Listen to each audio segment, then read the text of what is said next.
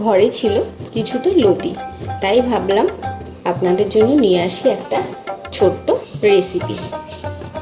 নমস্কার বন্ধুরা, রান্নাবাটিতে আপনাদের সবাইকে স্বাগত জানাই।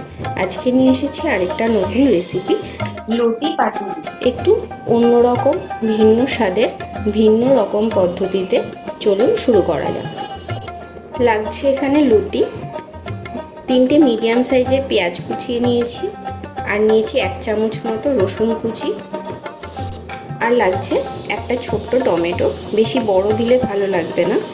লাগছে স্বাদ মতো ঝাল, আমি আমার ঝাল অনুযায়ী এরকম লঙ্কা নিয়ে নিয়েছি, আর লাগছে একটু আদা। এটার একটা পেস্ট বানিয়ে নেব। প্রথমে কড়াইতে দিয়ে দেবো লতিগুলো।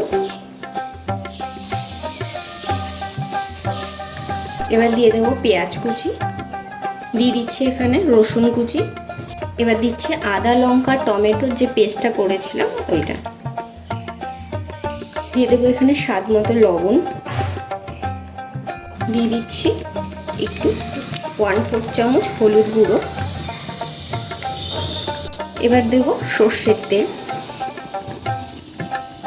1 কলা মতো সর্ষের তেল দিলাম, দিয়ে এটাকে ভালো করে মাখিয়ে নেব।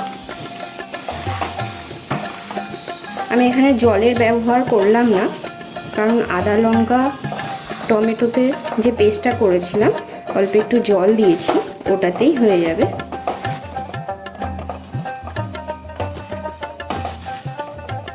আপনারা তো কলা পাতার পাতুরি তো খেয়েছেন, এইভাবে একবার খেয়ে দেখুন, খুব ভালো লাগবে।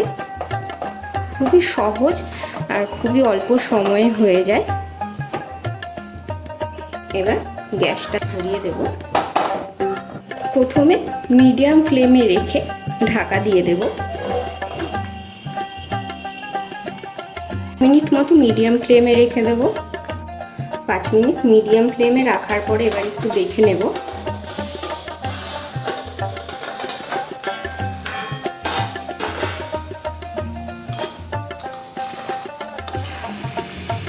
নরম হয়ে গেছে। এবার লো ফ্লেমে রেখে দেব। এটাকে লো ফ্লেমে ধীরে ধীরে হতে দেব।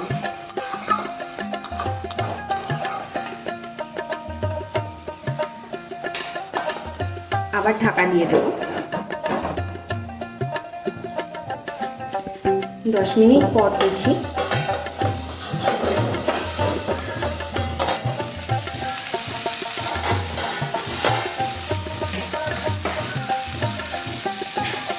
যে জলটা বেরিয়েছিল ওটা শুকিয়ে গেছে। একটু কড়াইতে লাগা লাগা মতো করে ভাজা ভাজা মতো করে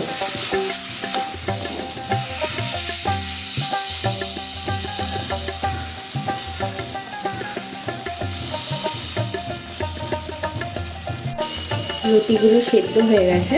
এই রান্নাটা কমপ্লিট। এবার এটা আমি একটা সার্ভিং বলে নামিয়ে নেব।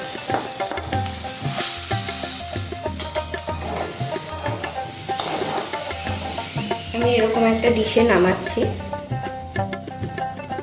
ভিডিওটা ভালো লাগলে অবশ্যই লাইক শেয়ার করে দেবেন, আর আমার চ্যানেলটা সাবস্ক্রাইব করে দেবেন, আর কমেন্ট করে অবশ্যই জানাতে ভুলবেন না আমার ভিডিওগুলো আপনাদের কেমন লাগছে।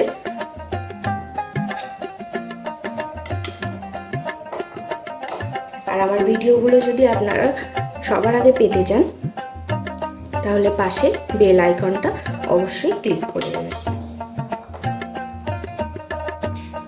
দেখুন তো কেমন লাগছে। তৈরি হয়ে গেল এখানে লতি পাতুরি।